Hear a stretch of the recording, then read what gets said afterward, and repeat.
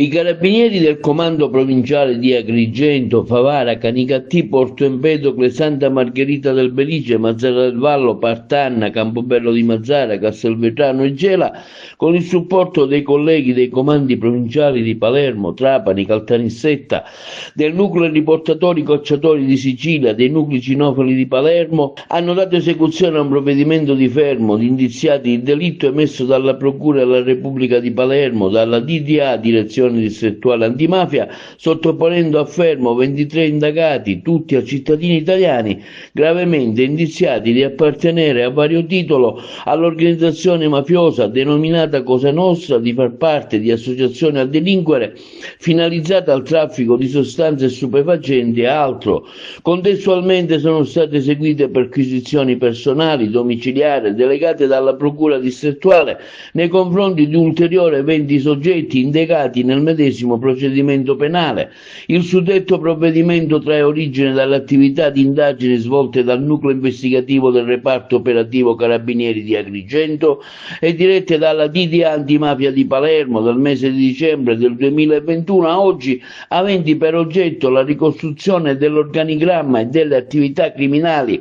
delle famiglie mafiose di Porto Empedocle e di Agrigento Villaseta, con probabilmente a capo rispettivo Fabrizio Messina, pregiudicato di 49 anni, e Pietro Capraro, pregiudicato di 39 anni, a dimostrazione che, pur essendo stata sensibilmente intaccata nel corso degli anni da varie operazioni, Cosa Nostra Agrigentina è tutt'oggi pienamente operante, dotata di ingenti disponibilità economiche e di numerose armi, per più in un contesto caratterizzato da una instabilità degli equilibri mafiosi, faticosamente raggiunti nel tempo, a cui si aggiungono più pericolosi, persistenti e documentati collegamenti tra gli associati ristretti all'interno del circuito carcerario e gli ambienti criminali esterni. È stato riscontrato un sistematico utilizzo di apparecchi telefonici da parte di uomini d'onore e di soggetti contigui al sodalizio durante i rispettivi periodi di detenzione, lasciando in tal modo inalterate la capacità di comando e consentendo loro di mantenere contatti con i correi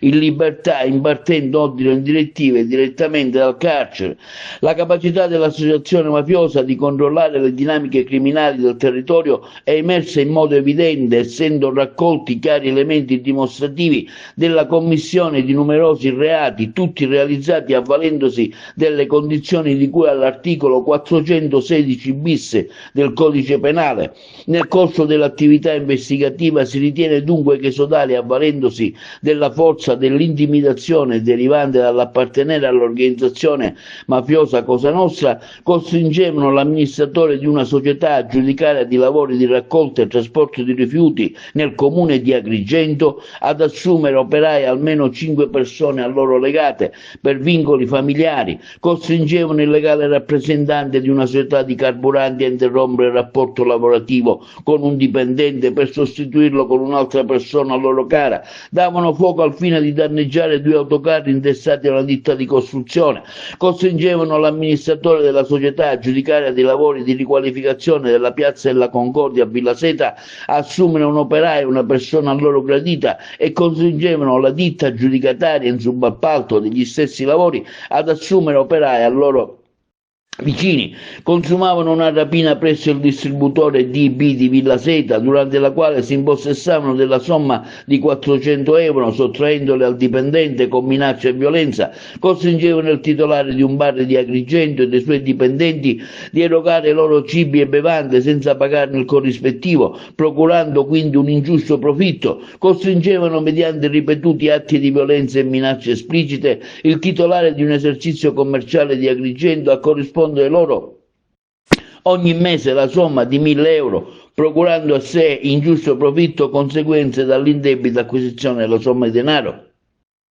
Davano fuoco, al fine di danneggiarlo, un furgone intestato a una rivendita di bevande di Porto Empedocle. In altra circostanza esplodevano diversi colpi di arma da fuoco nei confronti di una saracinesca della rivendita, esplodevano quale azione dimostrativa a scopo di intimidazione colpi di armi da fuoco in direzione della porta d'ingresso dell'abitazione di un uomo di Agrigento. Oltre a quanto sopra descritto, gli esponenti del vertice delle famiglie mafiose di Porto Empedocle, Agrigento, Vilaseta risultano avere diritto e promosso 2 ulteriori distinte associazioni dedite al traffico di sostanze stupefacente che hanno acquisito in piena sinergia tra loro il monopolio di siffatto redditizio settore criminale nella provincia di Agrigento. Entrambi i sodalizi criminali hanno peraltro dimostrato l'attivazione di contatti e rapporti commerciali non solo con i gruppi criminali di altre province siciliane, ma anche con altri gruppi nazionali e esteri come Belgio, Germania e Stati Uniti. Nel corso dell'odierna perquisizione di polizia giudiziaria, le perquisizioni effettuate presso i soggetti sottoposti a fermo